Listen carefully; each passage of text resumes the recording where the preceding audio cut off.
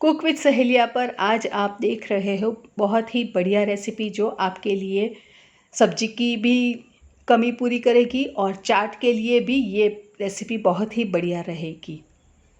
Cook with सहेलिया से मैं नीपा मिस्त्री स्वागत करती हूँ आप सभी का मेरी चैनल पर। चलिए देखते हैं मेरे किचन में आज क्या पक रहा है।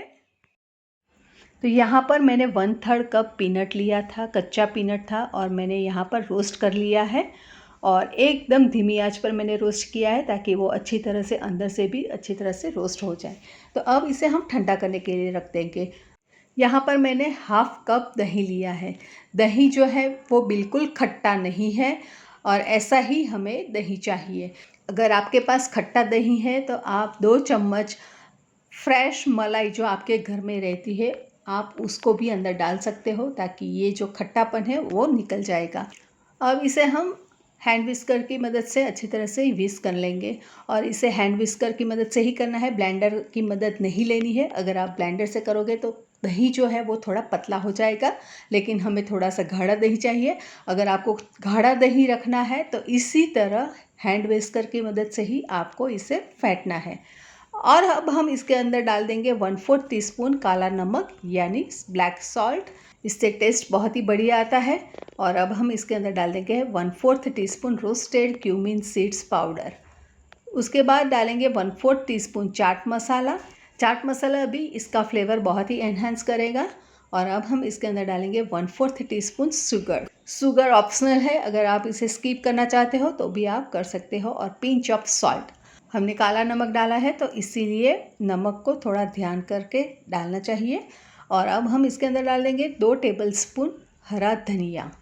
तो अब हम इन सारी चीज़ों को अच्छी तरह से मिक्स कर लेंगे। अगर आप चाहे तो इसके अंदर थोड़ा सा पोमोग्रेनेट के सीड्स आते हैं वो भी डाल सकते हो।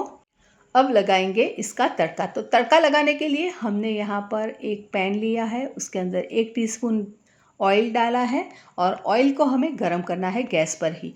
और ऑयल जब गरम हो जाएगा तो उसे गैस पर से हटा लेंगे और गैस पर से हटाने के बाद ही हम उसका तड़का लगाएंगे ताकि जो हमारा तड़का है वो जल न जाए। और ये जो रायता है तो उसके लिए बहुत ही बढ़िया तड़का बनेगा। तो मैंने यहाँ पर राई और जीरा डाल दिया है और ये अच्छी तरह से फूट गया है। तो अब हम इसके अंदर डाल देंगे कड़ी पत्ता। तो यहाँ पर करीबन 3 से 4 कड़ी पत्ता चाहिए, ज़्यादा नहीं चाहिए।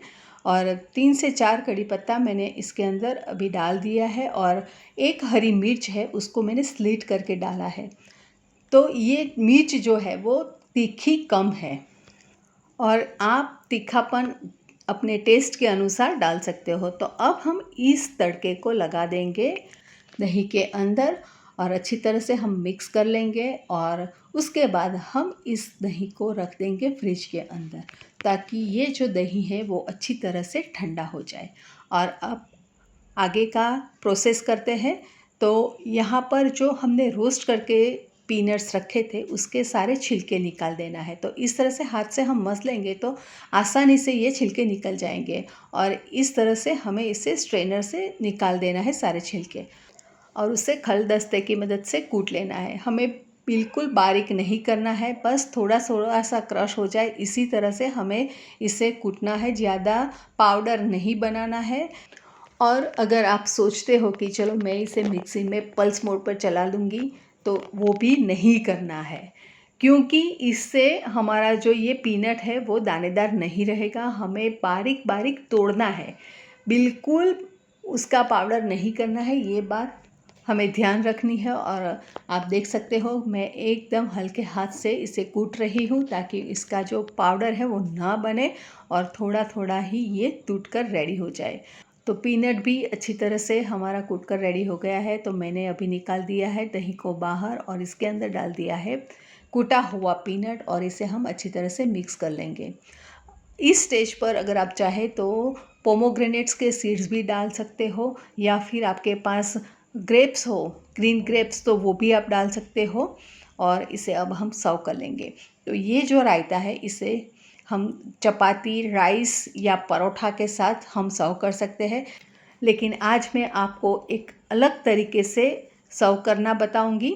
तो यहाँ पर मैंने रायता सर्व कर लिया है और गार्निश कर लिया है हरा धनिया और थोड़े से पीनट्स मैंने साइड पे रखे थे तो वो भी मैंने डाल दिया है, और ये डाल दिया है लाल मिर्च पाउडर। तो कश्मीरी लाल मिर्च पाउडर डाल दिया है ताकि इसका टेस्ट भी आ जाएगा और तीखा भी नहीं लगेगा। तो ये रेडी हो गया है हमारा रायता, और अब हम इसका और कैसे यूज़ करेंगे तो वो भी मैं आपको दिखाऊंगी।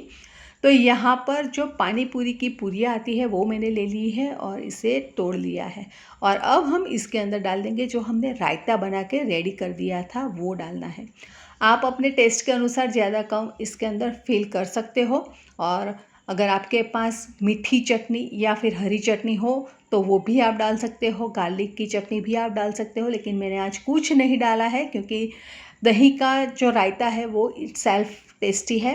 और मैंने बारीक सेव और ऊपर से थोड़ा सा हरा धनिया गार्निश करके इससे मैंने सर्व कर लिया है। तो गर्मियों के लिए बहुत ही बढ़िया रेसिपी बन जाएगी।